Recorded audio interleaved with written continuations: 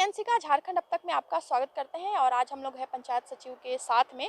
और पिछले 2 महीने से ये अपनी आंदोलन के लिए जो है वो कंटिन्यू कर रहे हैं, लगातार कर रहे हैं, लेकिन सरकार इनकी बातों को अनसुना कर रही है। आखिर क्या माजरा है, क्या आगे की रणनीति है इनकी, इसके बारे में हम लोग चर्चा करेंगे। क्या आगे की रणनीति है? आप लोगों ने काफ़ी अपनी तरफ से कोशिशें की, सरकार को अपनी बात सुनाने के लिए हर प्रयास किया। अब आखिरकार क्या करना चाहते हैं आप? क्या जो है रणनीति है आपकी? देखिए रणनीति हमारी बन चुकी है और चूँकि जिस तरह से लगातार हम लोगों ने प्रयास किया 19 जनवरी के दिन जिस तरह सरकार ने एक नया तुगलकी फरमान जारी करके पंचायत सचिव की नियुक्ति को आहरित करने का प्रयास किया, उसका विरोध करते हुए हम सारे अभ्यर्थी जो हैं धरने पे बैठे हैं और हमारा धरना का आज जो है 61वां दिन है, यानी 2 महीना बीत चुका है धरने का। और इस 2 महीने के दरमियान बहुत सारे त्यौहार बीते हमारे सामने राष्ट्रीय त्यौहार आया, उसके बाद बहुत सारे हमारे धार्मिक त्यौहार भी आए। उन तमाम त्यौहारों को नज़रअंदाज करते हुए हमारे साथी जो हैं और सभी लोग हम लोग धरने में बैठे रहे हैं ताकि हमारी नियुक्ति हो जाए, क्योंकि इस नियुक्ति के बिना हमारी ज़िंदगी अधूरी सी है और हमें खुशी और हर्ष उल्लास का एहसास ही नहीं होता है, क्योंकि हमारे पास रोज़गार नहीं है। रोज़गार नहीं यानी कि हम अभी जवान होने के बाद भी अपने बूढ़े माँ बाप के लिए 2 रुपये का राशन तक खरीदने में सहयोग नहीं कर पा रहे हैं। तो ये हमें अंदर से कहीं ना कहीं छलता है। और जिस तरह से हम लोगों ने एक युवा सरकार का निर्माण किया है, युवा सरकार को चुन के लाया है और युवाओं को ही नज़रअंदाज करने का काम कर रही है, तो दुख है हमें। और जिस तरह से सरकार का जो नज़रिया अब बन रही है, इतने लंबे समय संघर्ष के बाद अभी भी सरकार हमें केवल आश्वासन दे रही है कि 25 मार्च के बाद आप लोगों की नियुक्ति पे हम लोग पहल करेंगे। तो ये केवल फिर से हमें आश्वासन दे रही है। और तमाम विधायक जिनसे हम मिले हैं, तमाम विधायक यही कह रहे हैं कि हम लोगों ने सीएम से पर्सनली बात भी किया है, तो सीएम सर यही बोल रहे हैं कि हम आप लोग की नियुक्ति करेंगे, लेकिन 25 के बाद हम इस पर निर्णय लेंगे। तो हमें केवल आश्वासन दिया जा रहा है, क्योंकि 25 तक सदन चलेगा और 25 के बाद क्या ये सही सफल हो पाएगा कि नहीं हो पाएगा, ये तो कहना कहीं से भी मुझे उचित नहीं लग रहा है। लेकिन चूंकि अब कांग्रेस के जो जो यहाँ के युवा अध्यक्ष हैं, जो कांग्रेस के यहाँ के युवा टीम है, पूरा राष्ट्रीय युवा समिति है कांग्रेस की, वो तमाम लोग हमारे इस आंदोलन को बहुत ही अच्छे से निर्णायक तरीके से लड़ने के लिए साथ दे रहे हैं कि हम भी अब से आंदोलन में आपके सपोर्ट में उतरेंगे, आपके साथ धरने में बैठेंगे। जिसमें कांग्रेस के प्रदेश युवा अध्यक्ष जो हैं खुद अभिजीत जी, वो खुद बोले हैं कि हम भी आएंगे। और उनके साथ साथ राष्ट्रीय युवा कांग्रेस के महासचिव जो हैं यहाँ पे रियाज अहमद साहब और सनी साहब, ये सब लोगों ने कहा है कि हम इस नियुक्ति को करवाने के लिए आपके साथ धरने में बैठेंगे।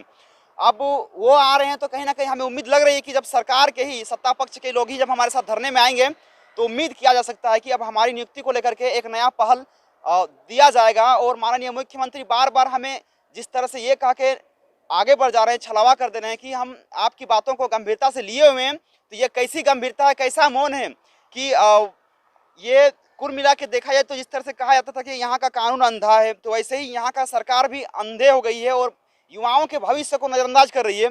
आपने देखा होगा कि पंजाब में चुनाव के बस खत्म होते ही पहली कैबिनेट में बड़े बड़े ऐतिहासिक निर्णय लिए गए हैं, युवाओं को लेकर के कितना बड़ा बड़ा निर्णय लिया गया है। लेकिन झारखंड के यहाँ पे 2.5 साल हो गया, लेकिन यहाँ पे युवाओं को लेकर के एक भी निर्णय नहीं लिया गया है। नया वैकेंसी तो आने का दूर का बात है, लेकिन यहाँ पे जो पहले से ही स्टूडेंट जो पहले से पास किए हुए हैं, उसको भी सरकार आपसी राजनीतिक रंजस के चक्कर में युवाओं के भविष्य को बर्बाद कर रही है। तो ऐसे में कहीं ना कहीं दुख है। और समय के साथ स्टूडेंट भी थक जाएंगे, तो अंत में उन्हें भी एक नया विकल्प मिलेगा, तो उस विकल्प की ओर भागेंगे वो। तो कहीं ना कहीं लग रहा है कि अब सरकार को गंभीरतापूर्वक हमारी बातों को सुनना चाहिए। झारखंड के हम वो युवा हैं जो सरकार को बदलने में अपना बहुत ही अहम भूमिका निभाते हैं, और उस बीच में भी अगर हमारे साथ इस तरह से छल कपट किया जाएगा, तो पंचायत सचिव का एक एक युवा के बारे में अगर बताऊंगा ना, तो पंचायत सचिव का हर एक युवा इतना ज़्यादा अनुभवी है, टैलेंटेड है कि अगर उस एक युवा का अगर सही ढंग से इस्तेमाल किया जाए ना, तो एक पंचायत के विकास में एक युवा काफ़ी है। और पूरा राज्य में 4,443 पंचायत हैं, जिसमें से जो वैकेंसी हमारी आई हुई है 3,000 वैकेंसी है। तो अगर हर एक पंचायत में 3,000 स्टूडेंट जाएंगे, तो हर एक पंचायत का ऑटोमेटिकली डेवलप्ड हो जाएगा, डेवलपमेंट होगा। तो इसलिए सरकार से मेरा अनुरोध है कि आप ज़रूर इस पर पहल करें और पंचायत चुनाव से पहले ही हमारी नियुक्ति यानी कि पंचायत सचिव की नियुक्ति होना तय करिए। नहीं तो फिर अगर आने वाले समय में अगर हमारे साथ छल कपट किया जाएगा, तो हो सकता है कि हमारे लिए तो वो कुठाराघात होगा ही होगा। और जब युवा जब निराश होगा, तो वो क्या करेगा क्या नहीं करेगा, वो तो आने वाला वक्त ही तय करेगा। गुलाम जी, अभी हाल फिलहाल में आप लोगों ने विधानसभा घेराव किया था, उसमें काफ़ी चोटें आई आपको।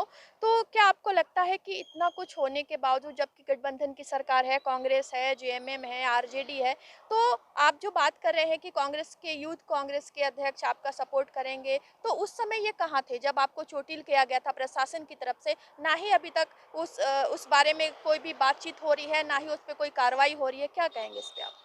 बिल्कुल यूथ कांग्रेस ने हमें समर्थन भी दिया है और उन्होंने कहा है कि हम साथ आए हैं, और उन्होंने ये भी जताया, खेद जताया कि हम आपके साथ उस समय नहीं रह पाए।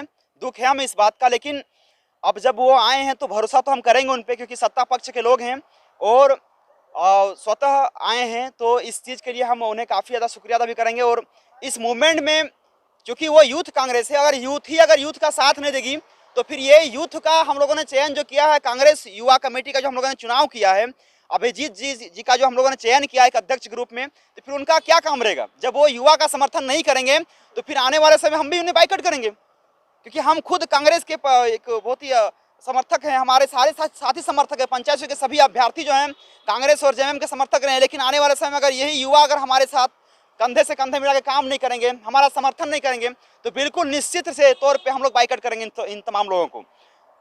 अगर अगर किसी भी तरह से आपकी सरकार नहीं बाँधती है बात को, तो आपको नहीं लगता कि जिस तरह से आपको चोट पहुँचाया गया है, आगे चलकर आपकी जान को भी खतरा हो सकता है, तो उसके लिए क्या सोचा आपने? देखिए ये तो जान का खतरा का जो आप बात बात बोल रहे हैं, तो चूंकि सर घर से ही हम लोग सर पे कफन बांध के निकले हुए हैं, और ये कहा जाता है कि फानूस बनकर जिसकी हिफाजत हवा करे, फानूस बनकर जिसकी हिफाजत हवा करे, वो समा क्या बुझे जिसे रोशन खुदा करे। तो बिल्कुल मैं कहना चाहूँगा कि ये जो जान है ये खुदा के हाथ में है, भगवान के हाथ में है, वो जब चाहेंगे तब ले सकते हैं।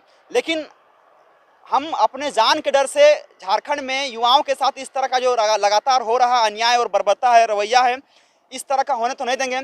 क्योंकि देखिए बता रहे हैं वहाँ पे कि लास्ट टाइम हम जब माननीय मंत्री जी से मिलने के लिए गए थे, तो मेरा उनसे एक प्रश्न था कि सर हमारी नियुक्ति कब तक से होगी। तो मेरे चेहरे को बहुत ही गौर से देखते हैं और ये बोलते हैं कि भाई तुम्हारे पास तो काफ़ी उम्र है, तुम तो नया तैयारी कर सकते हो, नया एग्ज़ाम निकाल सकते हो।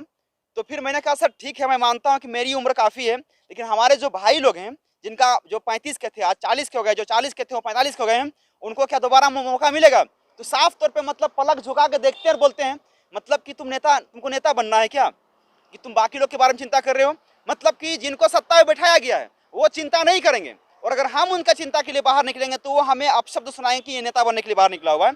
जबकि मैंने उनको कहा कि सर अगर आप इस तरह का चुनिंदा शब्दों का प्रयोग कर रहे हैं ना, आने वाले समय में झारखंड के युवा फिर आपको सिखा देंगे कि जिसके साथ जिसका समर्थन पा करके आप जिस जगह पे पहुंचे हुए हैं, और उसके बाद अगर आप उन्हीं युवाओं से बगावत करेंगे, तो जिस दिन वो युवा बगावत पर उतर जाएगा उस दिन फिर आपको देश भी छोड़ना पड़ सकता है।